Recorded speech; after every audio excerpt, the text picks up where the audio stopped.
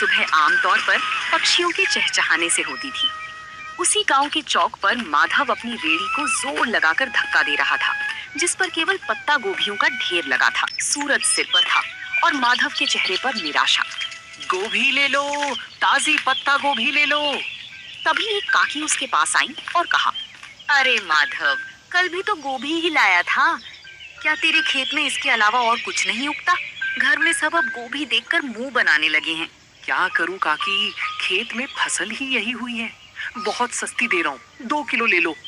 नहीं रे बेटा, मुफ्त में भी देगा तो कोई नहीं खाएगा। कुछ नया लाए तो बता देना। सबको कुछ नया चाहिए, पर नया लाने के लिए पैसे कहाँ से आएंगे? अगर आज ये गोभी नहीं बिकी तो कल का चूल्हा भी नहीं जल पाएगा। माधव वहीं सड़क किनारे बैठ गया। तभी उसका पुराना दोस्त सोमू वहां से गुजरा। क्या हुआ माधव, आज फिर गोभी का ढेर घर ले जा रहा है?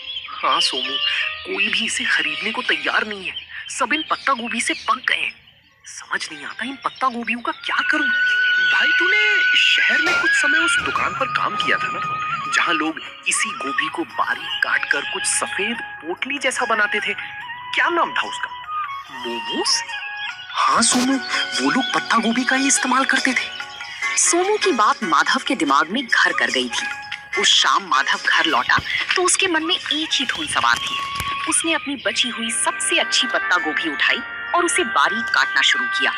अगर मैं इन गोभियों को फेंकने के बजाय इनका रूप बदल दूं तो शायद बात बन जाए। मैदा घर में थोड़ा पड़ा ही है। वो रसोई में मसालों के साथ कुछ प्रयोग करने लगा। खुशबू फैलने लगी तो उसका पड़ोसी करीम चाचा अंदर आए। माधव मियाँ, ये कैसी खुशबू आ रही है? आज क्या कोई दावत की तैयारी है? आइए चाचा, दावत तो नहीं पर एक कोशिश कर रहा हूँ। ये देखिए, मैंने इन गोभियों को मसालों के साथ पकाकर इस मैदे की लोई में भर दिया है। अरे ये तो छोटी छोटी सफेद पोटलियां लग रही हैं। इन्हें तेल में तलोगे क्या? नहीं चाचा, इन्हें बस भाप में पकाऊंगा। ये बिना तेल का खाना होगा, जो गांव वालों के लिए बिल्कुल नया होगा। बिना तेल का? क्या लोग खाएंगे? यहाँ तो सबको तला भुना पसंद है। स्वाद अच्छा हुआ तो सब खाएंगे चाचा। बस दुआ कीजिए कि ये भाप में ठीक से पक जाए। कल सुबह गांव के चौराहे पर मैं इसी का ठेला लगाऊंगा। हिम्मत तो बड़ी है तेरी। चल ये पक जाए तो एक मुझे भी चखाना। अगली सुबह सूरज की पहली किरण के साथ ही माधव गांव के चौराहे पर पहुंच गया था। उसने अपनी रेड़ी के एक तरफ कटी हुई पत्ता गोभी रखी थी और दूसरी तरफ पीतल के एक बड़े बर्तन से भाप निकल रही थी। गांव के लोग जो रोज माधव को गोभी बेचते देखते थे, आज रुक रुक कर उसे ताकने लगे। तभी गांव का हलवाई बनवारी उसके ठेले पर आया और कहने लगा, अरे माधव, आज तेरा ये पत्ता गोभी का ठेला बड़ा चमक रहा है। ये बड़े बर्तन में क्या उबाल रहा है भाई? सुबह सुबह चाय बना रहा है क्या? नहीं बनवारी भाई, ये चाय नहीं है, इसे मोमोज कहते हैं। शहर का बड़ा मशहूर नाश्ता है। आज पहली बार अपने गांव में लाया हूँ। नाम तो बड़ा अजीब है, पर खुशबू बड़ी सौंधी आ रही है। इसमें डाला क्या है? वही अपनी ताजी पत्ता गोभी है भाई, बस बनाने का अंदाज नया है। ये देखिए, साथ में ये लाल चटनी भी है। तभी गांव का एक बुजुर्ग उसके पास आया और उसने कहा, बेटा ये दिखने में तो बड़ा कोमल लग रहा है। क्या ये बुजुर्गों के खाने लायक है? मेरे दांत अब सख्त चीजें नहीं चबा पाते। बाबा, ये तो मुंह में जाते ही घुल जाएगा। ये भाप में पका है, बिल्कुल रूई जैसा नरम। आप बस एक बार जरा सा चक्कर देखिए। बुजुर्ग ने एक छोटा सा टुकड़ा चखा। पूरा चौराहा शांत हो गया। सब बुजुर्ग के चेहरे के भाव देख रहे थे। जैसे ही बुजुर्ग ने मोमोज का टुकड़ा चबाया, उनके चेहरे पर एक बड़ी सी मुस्कान फैल गई। माधव ने उन्हें थोड़ी और लाल चटनी दी। देखते ही देखते वहां मौजूद दूसरे लोग भी अपनी बारी का इंतजार करने लगे। वाह माधव, ये तो वाकई कमाल की चीज है। इतना नरम और जायकेदार, और ये लाल चटनी, इसने तो सोई हुई जुबान को जगा दिया। तभी वहां माधव का दोस्त सोमू भी आ जाता है। माधव, मुझे भी एक प्लेट दे भाई। कल तो तू बड़ा परेशान था और आज तूने यहाँ कमाल कर दिया। अब जल्दी जल्दी इसका स्वाद सबको चखा दे, लोग इंतजार कर रहे हैं। हाँ सोमू, सबको दूंगा, पर ध्यान रखना चटनी थोड़ी तीखी है, संभल कर खाना। अरे माधव, तीखा ही तो असली मजा है। शहर में लोग क्या वाकई रोज यही खाते हैं? मुझे तो लगता था वहाँ के लोग बस महंगा खाना जानते हैं। हाँ काका, शहर में तो इसे खाने के लिए लंबी लाइनें लगती हैं। मैंने सोचा जब हमारे खेत में इतनी अच्छी गोभी होती है तो हम गांव वालों को ये स्वाद क्यों ना मिले। भाई माधव, तूने तो मेरी मिठाई की दुकान के सामने रौनक लगा दी। एक प्लेट मेरे लिए भी लगा। देखो तो सही, इस पत्ता गोभी के नए अवतार में ऐसा क्या जादू है। दोपहर होते होते माधव की सारी पत्ता गोभी खत्म हो गई थी, लेकिन सब्जी के रूप में नहीं बल्कि मोमोज के रूप में।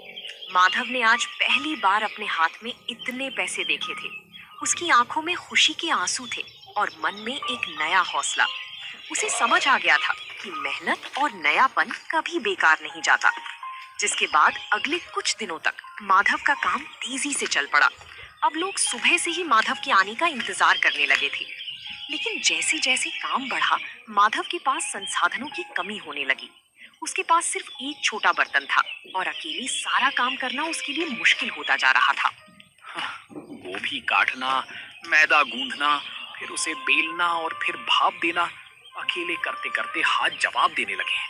पर अगर रुक गया तो लोग निराश हो जाएंगे। तभी करीम चाचा उसके पास आते हैं और कहते हैं, क्या बात है माधव मियाँ, काम कैसा चल रहा है? आज चेहरे पर वो चमक नहीं है जो हमेशा रहती है।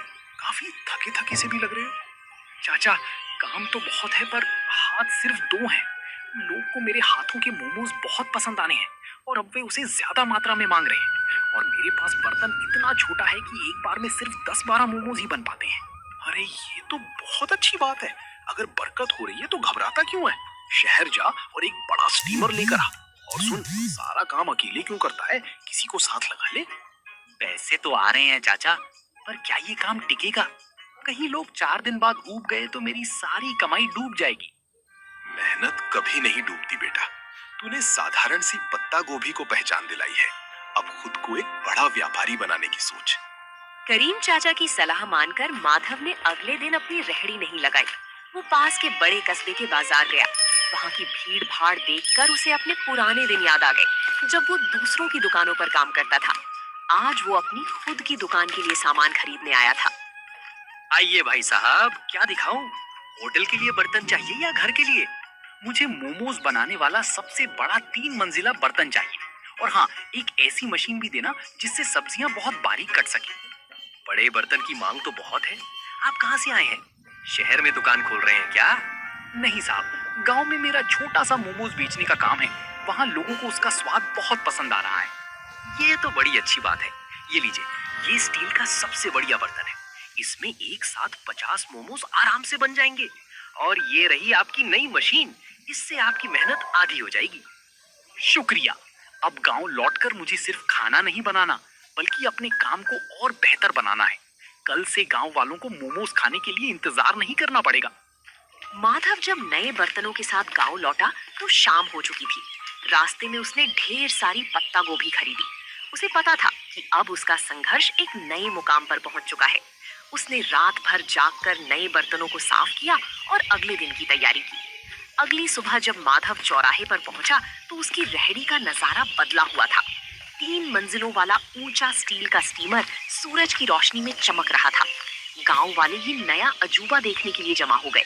माधव के चेहरे पर एक नई चमक थी, क्योंकि अब उसे ग्राहकों को इंतजार नहीं कराना पड़ता था। वाह भाई माधव, ये क्या रॉकेट ले आया आज? ये तो बड़ा आलीशान लग रहा है। रॉकेट नहीं है सोमू भाई, ये 3 मंजिला स्टीमर है। अब एक साथ कई लोग मोमोज खा पाएंगे। कल तक तुम लोग शिकायत करते थे ना कि देर लगती है, लेकिन अब इसकी मदद से नहीं लगेगी। अरे भाई, बर्तन तो बड़ा कर लिया, पर क्या स्वाद वही रहेगा?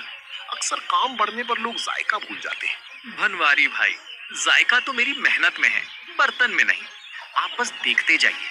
आज मैंने चटनी में एक खास चीज और मिलाई है, खेत का ताजा पुदीना। माधव, सुना है तूने कस्बे से कोई मशीन भी मंगवाई है? क्या आप मशीन से खाना बनाएगा? नहीं काका, मशीन सिर्फ सब्जियां बारीक काटने के लिए है। मेहनत तो अभी भी इन हाथों की ही रहेगी। मशीन से बस मेरा समय बचेगा, ताकि मैं आप सबको गर्मा गर्म खाना खिला सकूं।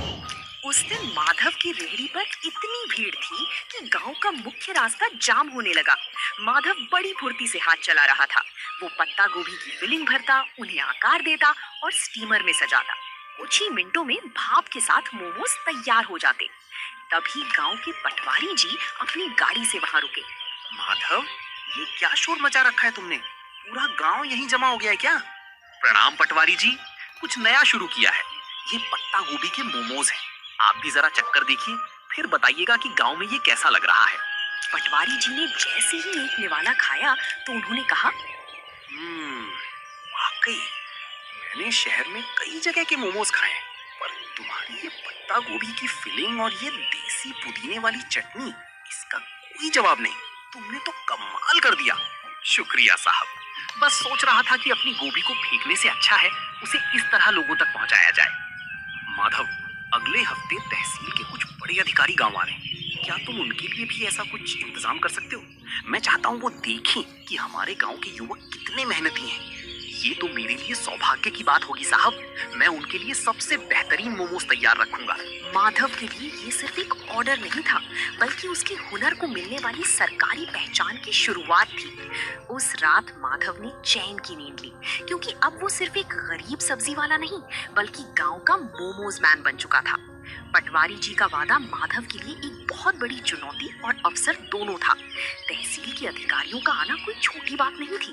माधव ने तय किया कि वो इस मौके को हाथ से जाने नहीं देगा। उसने अपनी छोटी से रसोई घर को साफ किया और अपनी रेहड़ी को अच्छे से सजाया। माधव बेटा, कल का दिन बहुत बड़ा है। सुना है शहर से बड़े साहब लोग आ रहे हैं। क्या तूने सारी तैयारी कर ली? हाँ चाचा, मैंने आज सुबह ही खेत से सबसे ताजी और कोमल पत्ता गोभी तोड़ी है। मैं नहीं चाहता कि स्वाद में जरा भी कमी रहे। बस थोड़ा डर लग रहा है। डर कैसा? तूने तो पूरे गांव का दिल जीत लिया है। वो तो फिर भी बाहर के लोग हैं। बस अपनी सादगी और सफाई का ध्यान रखना। सोमू, तू कल मेरी मदद करेगा? मुझे प्लेटें लगाने और पानी पिलाने के लिए किसी भरोसेमंद इंसान की जरूरत होगी। तू चिंता क्यों करता है भाई? मैं सुबह ही पहुंच जाऊंगा। हम दिखा देंगे कि हमारे गांव का स्वाद किसी बड़े शहर के होटल से कम नहीं है। दोपहर का समय था। तहसील के अधिकारी अपनी गाड़ियों से गांव की चौपाल पर पहुंचे। पटवारी जी ने गर्व के साथ माधव की रेहड़ी की ओर इशारा किया। माधव के चेहरे पर एक विनम्र मुस्कान थी। उसने बड़ी ही सफाई से अधिकारियों के सामने गर्मा गर्म मोमोज परोसे। पटवारी जी, मैंने सुना था कि यहाँ का कोई युवक बहुत अच्छा काम कर रहा है।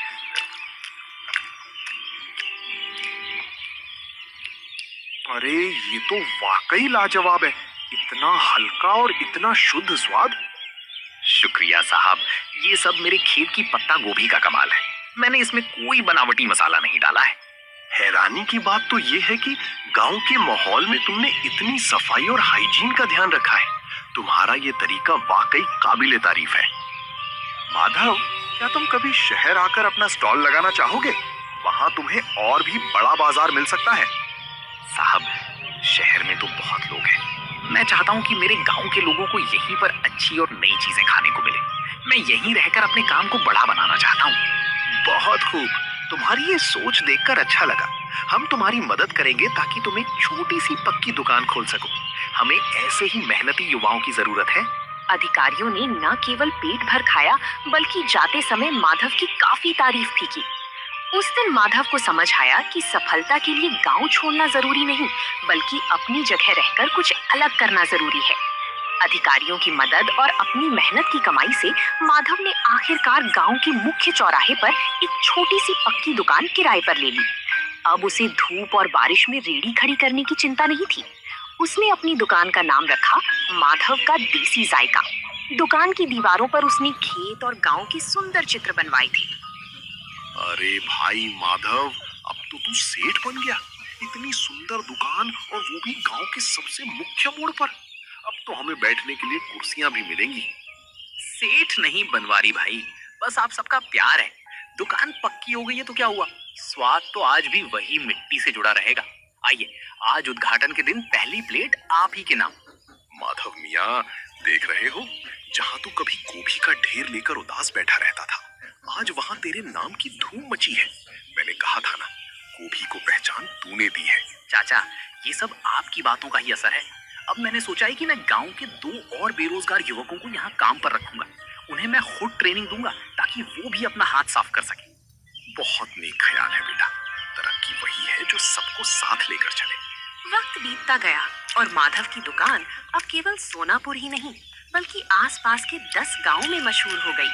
लोग दूर दूर से उसके पत्ता गोभी मोमोज खाने आने लगे।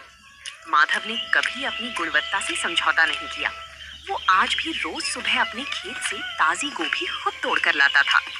माधव भाई, आज तो शहर से भी कुछ लोग आए थे।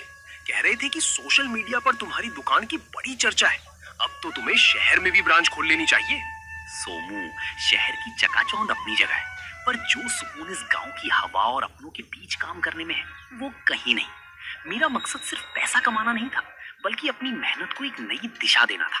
तुमने वाकई साबित कर दिया कि अगर इरादा पक्का हो तो एक गरीब सब्जी बेचने वाला भी अपने हुनर से तकदीर बदल सकता है। मेहनत का कोई विकल्प नहीं होता सोमू। आज जब मैं पीछे मुड़कर उन पत्ता गोभी से भरी रेहड़ियों को देखता हूँ, तो मुझे गर्व होता है कि मैंने हार नहीं मानी। तो दोस्तों, आप लोगों को ये कहानी कैसी लगी कमेंट करके जरूर बताएं। और ऐसी कहानियों को देखने के लिए वीडियो को लाइक करें और चैनल को सब्सक्राइब करें।